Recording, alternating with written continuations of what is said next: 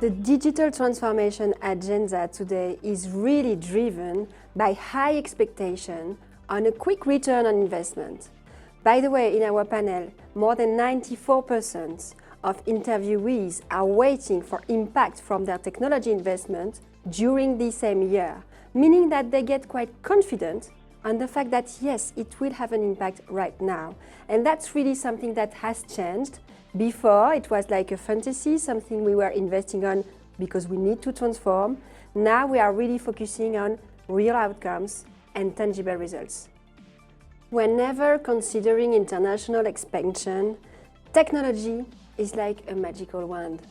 Technology, of course, can really help teams to collaborate together throughout the world, clients to get an homogeneous level of service wherever we serve and we deliver our services and products. So technology is a key enabler. But what we have to pay attention to, and that is very often neglected, is the diversity of data, IT legacy, existing systems. So my recommendation would be for leaders to really pay close attention to the existing landscape of data storage, data policies, systems that are already in place to make sure they build on that. Transformation always fails when it comes to execution. The key triggers leading to failures actually are costs, complexity, and talent shortages. Unfortunately, many organizations are not fully aware that they need to combine, of course, money and investment, awareness of the landscape and context and environment, and the right people. Technology will not be enough on its own.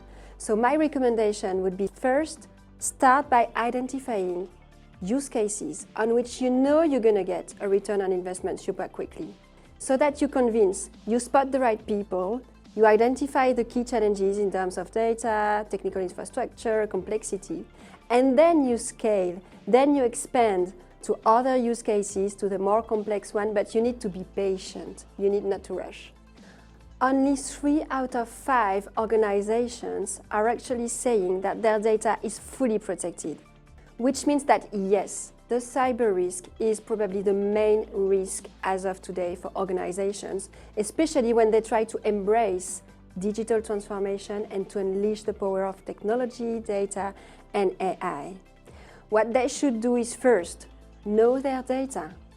Second, assess the sensitivity, the criticality of each type of data. Then you implement the right security measures, processes in place regarding cybersecurity to protect your assets. Data, as of today, is gold. So you need to protect it, but you need to measure where you put your efforts.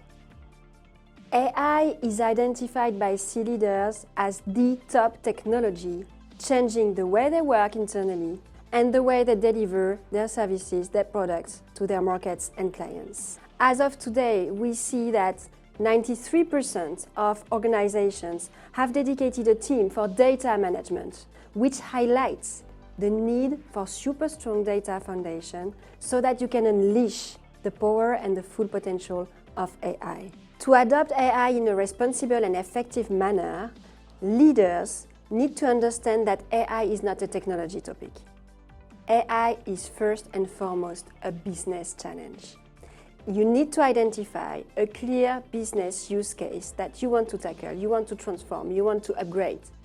And then you're going to use technology. It might be AI, and by the way, it might not be AI. But this is only by starting by real business use cases, situations, that you can then really choose, select the right technology, AI mechanism, algorithm maybe, to make it happen for real and to have a sustainable impact. The AI Impact Hub highlights the need for organizations to get practical guidance in the way they implement AI, from strategy to real-life use cases. And what organizations actually should do is focus on real business use cases, real-life situations, products, services, processes. They want to hack, they want to transform, and then they will bring in the technology.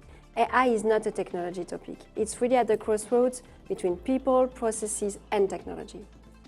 The next phase of digitalization and transformation with AI will really rely on business use cases. moving from the theory to the real life of our business and of organization to bring value to the business, and not only to build policies, to build governance, but really moving to the fieldwork area and then scaling it up. And this is where it will make sense.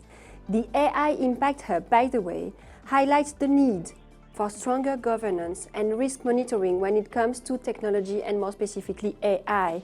If we want to really unleash its full potential, we have to do it safely. It's as when in a super fast car, you need brakes, because that's the way you're going to drive for a long way and you're going to go further with the technology.